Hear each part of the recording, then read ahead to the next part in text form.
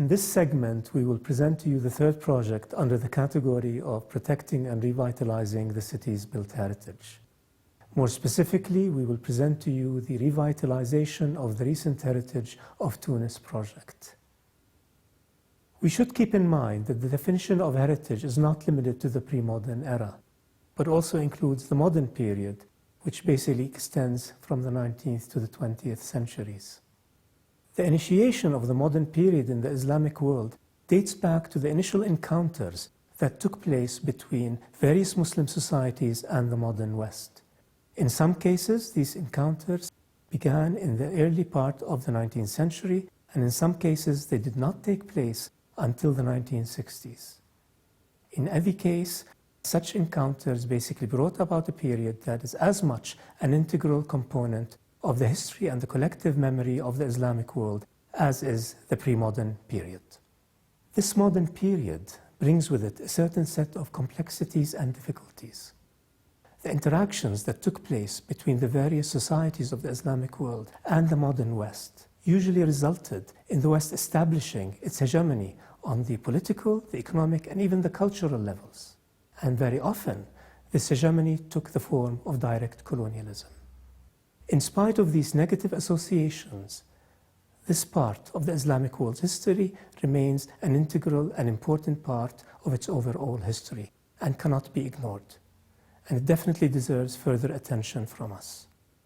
The fact that this project, the revitalization of the modern heritage of Tunis, has received the Aga Khan Award for Architecture is an acknowledgment of the need to give more study and more attention to this component of the Islamic world's built heritage.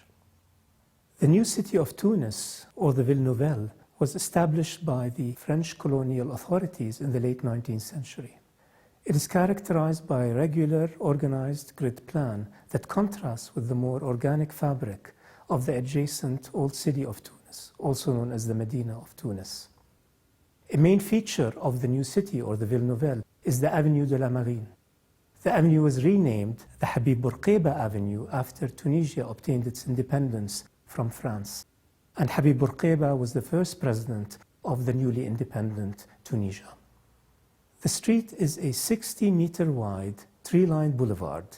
It is commercial in character and is also flanked by a number of important buildings, including two very well-known theaters. The city of Tunis has an impressive record in terms of protecting its built heritage. This record is the result of the impressive efforts of the Association for Safeguarding the Medina of Tunis. This public organization was established in 1967. Initially, of course, it was concerned with the city's pre-modern heritage. With time, however, it expanded its interests and efforts to include the city's modern or colonial heritage.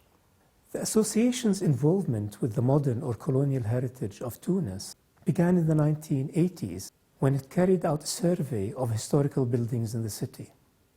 As a result of the survey, a number of buildings from the colonial period were listed. The first implemented project that the association carried out relating to the colonial heritage of Tunis took place beginning in the late 1990s, when it took a public area of about 60,000 square meters and basically reconfigured that area to make it more accessible to pedestrians.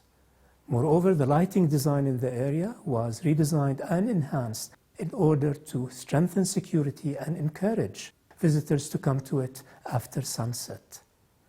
In addition, a new plan was developed for the landscaping of the area, and this included the planting of a number of trees that provided much-needed shade in the summer. Most importantly, about 130 dilapidated buildings were restored and rehabilitated.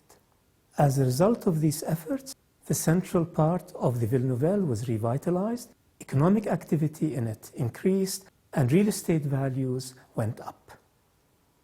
In working on this project, the Association for Safeguarding the Medina of Tunis relied on the tremendous experience and knowledge it had accumulated in its previous work.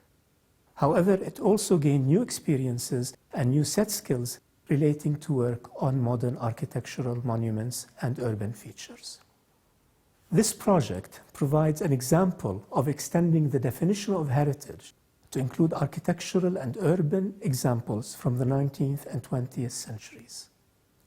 Accordingly, it firmly brings the modern period into the sphere of heritage.